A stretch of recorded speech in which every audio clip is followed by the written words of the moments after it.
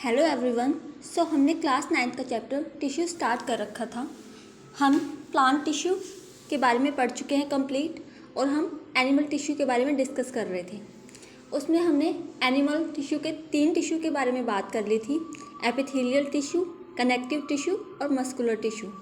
आज हम nervous tissue के बारे में बात करने वाले हैं। स्टार्ट करते हैं हम ह्यूमन नर्वस सिस्टम।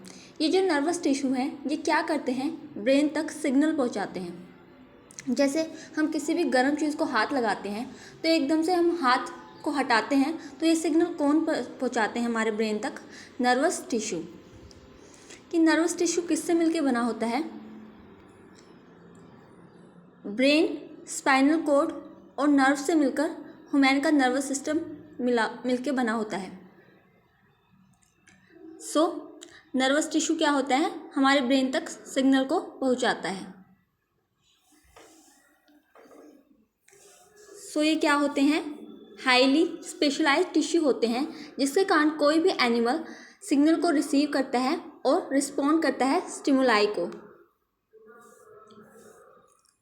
इनकी जो फंक्शनल यूनिट है उसको हम क्या बोलते हैं? नर्व सेल या फिर न्यूरॉन बोलते हैं। ये क्या होती है?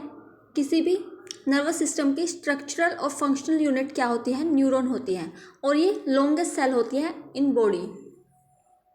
और जो इसके सेल बॉडी है उसको हम क्या बोलते हैं? साइटोन बोलते हैं, जो एक प्लाज्मा मेम्ब्रेन से कवर होती है। न्यूरॉन क्या होते हैं हमारी बॉडी में, जो कि सिग्नल पहुंचाते हैं ब्रेन तक, और ये बहुत ही माइक्रो सेकेंड लेते हैं सिग्नल पहुंचाने में, जिसकी वजह से हम तुरंत क्या कर लेते हैं, किसी भी गर्म चीज़ को अगर हाथ लगाते हैं तो तुरंत हम अपने हाथ को हटा लेते हैं। तो ये सिग्नल बहुत फास्ट जाते हैं हमारे ब्रेन तक, और उसको पहुंचाने का काम कौन करते हैं? न्यूरॉन करते हैं। ये न्यूरॉन का स्ट्रक्चर है और ये बहुत इंपॉर्टेंट है, आपको इसे बनाना आना चाहिए। इसमें क्या है स्ट्रक्चर में? ये जो थ्रेड लाइक स्ट्रक्चर दिख रहे हैं ये डेंड्राइट बोलते हैं हम इन्हें। ये क्या करती है? सिग्नल को रिसीव करती हैं और ये केमिकल सिग्नल को इलेक्ट्रिकल सिग्नल में कन्वर्ट करती है। उसके बाद सिग्नल कहाँ जाता है? हमारी सेल की जो बॉडी है उसके पास जाता है। इसमें एक न्यूक्लियस प्रेजेंट होता है। जो सेल बॉडी है इसी को हम क्या बोलते हैं? साइटोन बोलते हैं, जो प्लाज्मा मेम्ब्रेन से कवर होती है। उसके बाद जब सिग्नल सेल बॉडी में जाएगा, उसके बाद सेल बॉडी सिग्नल को एक्सोन के पास पहुंचाती है। ये जो पतली सी लेयर है उसे हम एक्सोन बोलेंगे, और जो लास्ट में है रूट लाइक, इनको हम नर्व एंडिंग बोलते हैं। एक्सोन फिर सिग्नल को नर्व एंडिंग तक पहुंचाता है। ऐसे बहुत सारे न्यूरॉन होते हैं जो सिग्नल को ब्रेन तक पहुंचाते हैं। इसके बाद ये जो नर्व एंडिंग के बाद सिग्नल कहाँ जाएंगे? नेक्स्ट न्यूरॉन के पास ट्रांसफ़र होंगे, और फिर ऐसे ऐसे करके तब तक सिग्नल ब्रेन के पास नहीं पहुंच जाता, तब तक न्यूरॉन ऐसे ही होते हैं, एक से एक के बाद एक अटैच होते हैं। न्यूरॉन को क्या बोलते हैं? स्ट्रक्चरल और function unit of nervous system. यही क्या करती है? सिग्नल को ले जाती है। अब इनके जो पार्ट्स हैं उसके बारे में हम डिस्कस कर लेते हैं। ये जो एक्सोन पढ़ी हमने, इसके ऊपर एक शीट प्रेजेंट होती है जिसको हम क्या बोलते हैं? माइलिन शीट बोलते हैं। अब इनके पार्ट्स के फंक्शन हम पढ़ लेते हैं। सबसे पहले डेंड्राइट ही क्या करता है? सिग्नल को रिसीव करता है, और ये ब्रांच स्ट्रक्चर होता है जो इन्फॉर्मेशन को कलेक्ट करता है और उसको सेल बॉडी को ट्रांसफ़र करता है। उसके बाद सेल बॉडी है, इसके अंदर क्या होता है? न्यूक्लियस होता है, और other organelle like mitochondria, endoplasmic reticulum और गोल्गी बॉडीज भी सेल बॉडी के अंदर प्रेजेंट होते हैं। उसके बाद सेल बॉडी क्या करती है? एक्सोन तक सिग्नल को पहुंचाती है।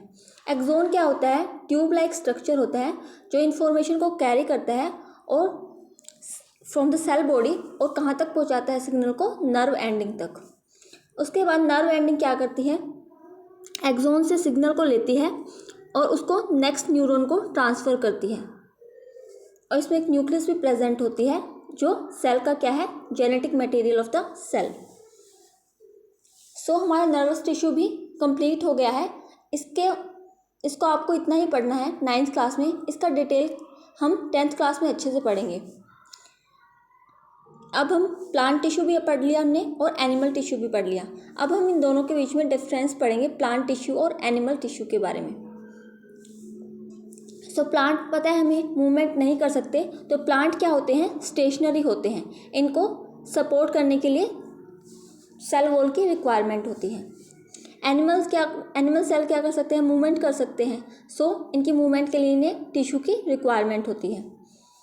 जो प्लांट टिश्यू की ग्रोथ होती है वो लिमिटेड होती है और वो यूनिडायरेक्शनल होती है, मतलब प्लांट क्या है, एक ही डायरेक्शन में ग्रो करते हैं। लेकिन एनिमल टिश्यू की ग्रोथ तो हर डायरेक्शन में होती है। सो इनकी growth all over the body होती है। टाइप हमने पढ़े थे प्लांट टिश्यू के, मेरिस्टेमेटिक टिश्यू और परमानेंट टिश्यू, और हमने इनके फर्दर टाइप्स भी पढ़े थे। और एनिमल टिश्यू वैसे तो ये 4 टाइप के होते हैं, लेकिन एनिमल के अंदर बहुत टाइप के टिश्यू होते हैं जो अलग अलग फंक्शन परफॉर्म करते हैं। ऑर्गेनाइजेशन कैसी होती है प्लांट टिश्यू की, सिंपल होती है, और जो एनिमल टिश्यू की ऑर्गेनाइजेशन होती है वो कॉम्प्लेक्स ऑर्गेनाइजेशन होती है। प्लांट सेल में क्या होते हैं, मोस्टली डेड सेल होते हैं, कुछ ही क्या होते हैं, लिविंग सेल होते हैं। और जो प्लांट में डेड सेल है वो उसको स्ट्रेंथ प्रोवाइड करते हैं। एनिमल सेल में क्या होते हैं, मोस्टली लिविंग सेल होते हैं और वे एक्टिव होते हैं। एग्जाम्पल क्या है प्लांट टिश्यू के, जाइलम, फ्लोएम, एपिकल मेरिस्टम। और एनिमल टिश्यू के एग्जाम्पल है मसल्स, ब्लड और बोन। ये क्वेश्चन आपको यहाँ नहीं करना है। आगे टॉप 5 क्वेश्चन है, हम वो डिस्कस कर लेते हैं। जो आपके हमने लेसन पढ़ा है उसी पर बेस है ये, देखते हैं आप ये कर पाते हैं नहीं। तो फर्स्ट क्वेश्चन क्या है, the blanks meristem helps to increase the girth of the stem और द रूट। वो कौन से मेरिस्टेमेटिक टिश्यू हैं जो प्लांट की गिर्थ को इंक्रीज करते हैं, मोटापे को इंक्रीज करते हैं। सो वो कौन से टाइप के टिश्यू थे, लेटरल मेरिस्टम टिश्यू। सो इसका आंसर क्या हो जाएगा, लेटरल मेरिस्टम टिश्यू। और जो टिप की ग्रोथ करवाते हैं प्लांट की, वो कौन से टिश्यू थे, एपिकल मेरिस्टम टिश्यू। और जो प्लांट में इंटरनोड की ग्रोथ करवाते थे वो कौन से थे, इंटरकैलरी मेरिस्टेमेटिक टिश्यू। सो इसका आंसर क्या आएगा, लेटरल। नेक्स्ट क्वेश्चन क्या है, the process by which cells take up a permanent shape, size and function is called. जिस प्रोसेस के थ्रू प्लांट क्या करते हैं, जो टिश्यू क्या करते हैं, डिवाइड करते हैं, उस प्रोसेस को हम क्या बोलते हैं, डिफ्रेंशिएशन। इसके आंसर आगे दे भी रखे हैं। सो इसका आंसर क्या आएगा, डिफ्रेंशिएशन। थर्ड क्वेश्चन क्या है, collenchyma is a blanks tissue present in plant which provide flexibility. Collenchyma जो टिश्यू है किस टाइप का टिश्यू है, सिंपल है या कॉम्प्लेक्स टिश्यू है, और जो प्लांट को क्या प्रोवाइड करते हैं, फ्लेक्सिबिलिटी प्रोवाइड करते हैं। ये आंसर पे रॉन्ग है, सिंपल टाइप का टिश्यू है कोलनकाइमा। नेक्स्ट क्वेश्चन है, the husk of A coconut is composed of blanks tissue. जो नारियल की आउटर कवरिंग होती है वो किस टाइप के टिश्यू से मिलकर बनी होती है। तो हमें पता है जो कोकोनट की बाहर की लेयर होती है वो बहुत ज़्यादा हार्ड होती है, और वो हार्ड क्यों होती है, क्योंकि वो डेड सेल से मिलकर बनी होती है। और डेड सेल कौन से होते हैं, स्क्लेरेनकाइमा टिश्यू। सो इसका आंसर आएगा स्क्लेरेनकाइमा। नेक्स्ट क्वेश्चन है, 2 kidney shaped cell called blanks enclose the stomata. Stomata किसके अंदर प्रेजेंट होते हैं, प्लांट के अंदर प्रेजेंट होते हैं। सो उसमें किडनी शेप के 2 स्ट्रक्चर होते हैं जिनको हम क्या बोलते हैं, गार्ड सेल बोलते हैं। 6th क्वेश्चन है, the blanks parenchyma store food and help in the sideway conduction of water. वो कौन से टिश्यू हैं जो प्लांट के अंदर क्या करते हैं, कंडक्शन ऑफ वाटर में हेल्प करते हैं और फूड को स्टोर करते हैं। तो वो कौन से थे, फ्लोएम टिश्यू थे जो फूड की ट्रांसफ़र करते हैं लेकिन साइडवे वाटर का भी ट्रांसपोर्ट करते हैं। नेक्स्ट क्वेश्चन है, tendon is a connective tissue which connect blanks to bones. Tendon कौन से कनेक्टिव टिश्यू हैं जो बोन्स को किससे कनेक्ट करते थे, मसल्स से कनेक्ट करते थे। और लिगामेंट क्या करते थे, बोन्स को बोन्स से कनेक्ट करते थे। सो इसका आंसर आएगा muscles to bones. 8th question है, heart muscle cells are cylindrical and. जो हर्ट मसल सेल्स थी वो सिलेंड्रिकल शेप की थी और क्या थी, ब्रांच्ड थी। हमने कार्डियक सेल्स पढ़ी थी, वही क्या है, हर्ट मसल सेल्स है। और वो हमने क्या पढ़ी थी, देखी थी हमने, उसका स्ट्रक्चर किस टाइप का था, ब्रांच शेप का था, ऐसे बना हुआ था उसका स्ट्रक्चर। सो ये इनके आंसर भी दिए हैं, आप यहाँ से इनको देख सकते हैं। नेक्स्ट क्वेश्चन क्या है, which of the following tissue has dead cells. Dead cell किस टिश्यू में देखी थी हमने, पैरेन्काइमा, कोलेनकाइमा, ये सब तो क्या थी, लिविंग सेल्स थी इनके अंदर। लेकिन जो स्क्लेरेन्काइमा थी वो किससे मिलके बनी हुई थी, डेड सेल से। सो इसका आंसर हो जाएगा बी। नेक्स्ट क्वेश्चन है, girth of stem increase due to. जो स्टेम की गिर्थ है, मोटापा है, वो किस कारण इंक्रीज हो रहा था, कौन सा टिश्यू था उसमें, ये हमने पीछे में भी डिस्कस किया है। सो उसमें कौन सा टिश्यू था, लेटरल मेरिस्टम। सो इसका आंसर आ जाएगा बी। नेक्स्ट क्वेश्चन है, what is the lining of blood vessel made of. जो ब्लड वेसल की लाइनिंग है वो किससे मिलकर बनी होती है, स्क्वैमस एपिथेलियम। ये इसके आंसर भी दे रखे हैं यहाँ पे। What is the lining of small intestine made up of. जो स्मॉल इंटेस्टाइन की लाइनिंग है वो किससे मिलकर बनी होती है, columnar epithelium tissue. What is the lining of kidney tubules made up of. जो किडनी ट्यूब्यूल्स की लाइनिंग है वो किससे मिलकर बनी होती है, क्यूबॉइडल एपिथेलियम। हमने देखा था वो क्यूब की शेप में होते हैं, और कोलमनर क्या होते हैं, सिलेंड्रिकल शेप देखी थी हमने इनकी, और स्क्वैमस सिंगल लेयर होती थी इनकी। What are the epithelial cell with cilia found. Cilia हमने देखे थे किस में प्रेजेंट होते थे, इस टाइप के टिश्यू नोज में देखे थे हमने। सो ये किस में मिलेंगे, रेस्पिरेटरी ट्रैक्ट। सांस भी हम नोज से ही लेते हैं। सो एक सीलिया जो एपिथेलियल टिश्यू है ये किस में देखने को मिलेंगे हमें, रेस्पिरेटरी ट्रैक्ट में।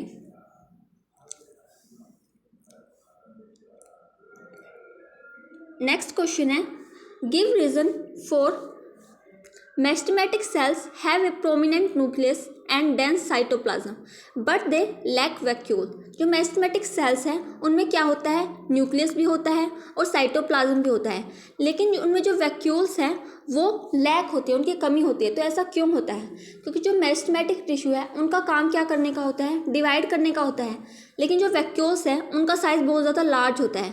अगर उनका साइज़ बहुत ज़्यादा लार्ज है और वो मेस्टेमेटिक सेल के अंदर प्रेजेंट होंगे तो जो मेस्टेमेटिक सेल है वो डिवाइड नहीं कर पाएंगे अच्छे से, इसीलिए उनके अंदर वैक्यूल्स की क्या होती है, कमी होती है।